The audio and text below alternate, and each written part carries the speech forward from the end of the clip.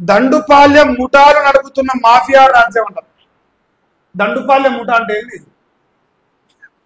దండుపాల్యం ముఠాలు నడుపుతున్న మాఫియా రాజ్యం. ఈ దోపిడీ బ్యాచ్లకు నాయకులు రేవంత్ రెడ్డి. సెటిల్మెంట్లకు కేంద్రంగా ముఖ్యమంత్రి ఇల్లు అయింది. సీఎం 1000 కోట్లు సంపాదిస్తున్నారు, మంత్రులు 100 కోట్లు సంపాదిస్తున్నారు. ఇంత అరాచకం సాగుతుంటే పోలీసులు ఎక్కడ ఉన్నారు? కేంద్రంలోని బీజేపీ స్పందించలేదు. మా వాళ్ళు స్విచ్ ఆఫ్ మోడ్లో ఉన్నారు. పారిశ్రామిక వేతలు తుపాకీతో బెదిరిస్తుంటే బజారు ఎక్కి మంత్రులు వాటాలు వెళ్ళి పెడుతుంటే సీనియర్ అధికారులు భయపడి పారిపోతుంటే పోలీసు యంత్రాంగం ఏం చేస్తున్నారు? గుడ్డి గుర్రాల పనులుతున్నది. కేంద్ర దర్యాప్తు సంస్థలు స్పందించట్లేదు. కాళేశ్వరం పైన ఎమ్మటే ఎంక్వైరీ అంటే ఇస్తాం, సిబిఐ ఎంక్వైరీ చేస్తాము కాళేశ్వరం పైన. కానీ తెలంగాణలో కాంగ్రెస్ నాయకుల పైన ఏ ఎంక్వైరీలు ఉండవు, అసలు ఛాన్సే లేదు. ఇంత బలహీన సీఎంను జీవితంలో చూడలేదు. మా agriculture Revanth Reddy agriculture. BRS working president KTR fire. Shankar Vilas లో రేవంత్ రెడ్డి ఏం చేస్తున్నారో తెలుసు. సర్వే నెంబర్ 83లో రేవంత్ రెడ్డి చేసేదంతా తెలుసు. 2 ఏళ్ల తర్వాత బీఆర్ఎస్ అధికారంలోకి రాబోతున్నది. అన్ని బయట పెడతాం, ఎవరిని వదిలేది లేదు. వాళ్ళు అధికారంలోకి వస్తామని ఫిక్స్ అయిపోయారు ఆల్రెడీ. రేవంత్ రెడ్డి ఏం చేస్తుండో ఏం కదా అన్ని గమనిస్తున్నాం. 1000 కోట్లు రేవంత్ రెడ్డి సంపాదిస్తున్నాడు, 100 కోట్లు మంత్రులు సంపాదిస్తున్నారు. ఈ రాష్ట్రంలో కేసీఆర్ దోసుకుని సరిపోయింది. నేను కేసీఆర్ కంటే నీకు ఎక్కువ దోసుకున్నాడు ముఖ్యమంత్రి. మరి రేపు కేసీఆర్ అంటే రేపు రేవంత్ రెడ్డి దిగిపోతే మళ్ళీ వానికంటే ఎక్కువ దోసుకున్నాడు ఏమైనా దొరుకుతారా అనిపిస్తుంది డౌట్. మళ్ళీ లాంటి లత్కోరు గారు ఉన్నారు కదా సొసైటీలో. సో దోసుకోవడమే ప్రధాన లక్ష్యంగా రాజకీయ నాయకుల యొక్క వ్యవహార శైలి ఉన్నది. ప్రజలేమో టాక్సీ పెట్టడంలో బిజీరు, వీళ్ళేమో దోసుకోవడంలో బిజీరు. అభివృద్ధి చేయడంలో ఎవరు బిజీ లేడు. డెవలప్మెంట్ చేసి 4 పనులు చేద్దాం ప్రజలకు మంచిది అనుకోవడం లేడు. మన గుట్టు మనమే రట్టు చేస్తే ఎట్లా? మనం చేసిన లంగా పనులు మనమే బయట పెడితే ఎట్లా?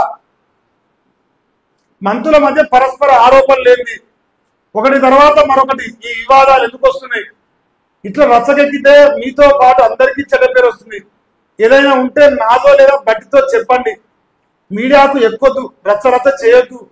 అధికారులు నచ్చకపోతే చెప్పండి, మార్చేస్తా. కేబినెట్ పేరులో మంత్రులతో సీఎం భేటీ.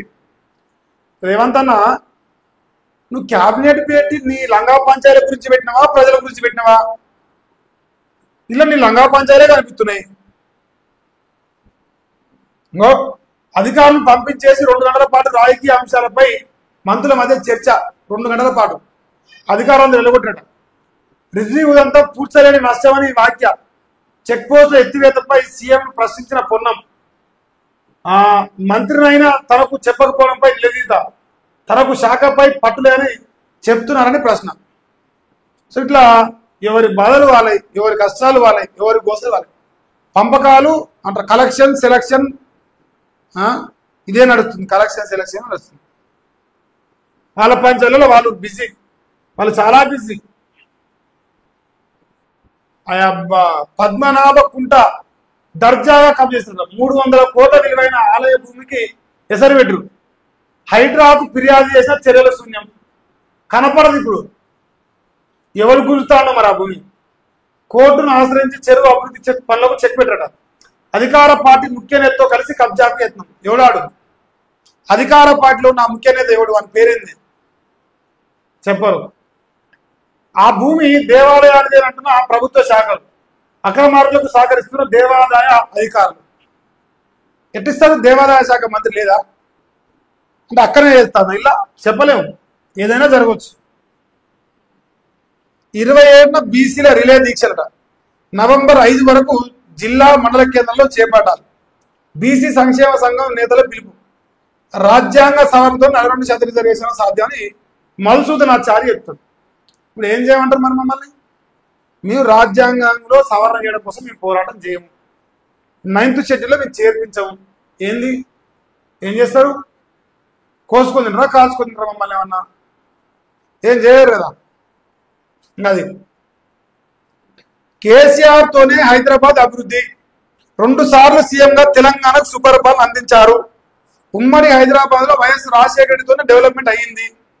ఇద్దరి అభివృద్ధిని తన క్రెడిట్ లో వేసుకునేందుకు బాబు కుయుక్తులు పండుతా ఉండు. వైఎస్ఆర్ కాంగ్రెస్ అధినేత మాజీ సీఎం వైఎస్ జగన్మోహన్ రెడ్డి కేసీఆర్ పరిపాలన బాగుంది అన్నట కదా. ఏమంటే జగన్మోహన్ రెడ్డి బొమ్మ వేసి మరి వేసిన వార్త బాగుంది అన్నాకే బాగున్నవా బాబు అందుకే ఏమంటే కలిపేసుకుండు కేసీఆర్. ఇది కామెడీ ప్రభుత్వం. మేము కమిడియన్లం.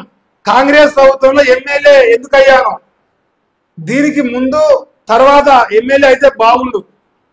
ఒక పక్క ఒక పని కావట్లేదు. కార్యకర్తలు చులకనైన ముఖ్యమంత్రికి సన్నిహితుడైన ఓ ఎమ్మెల్యే ఆవేదన. ఆయన పేరు రాయాలిందా?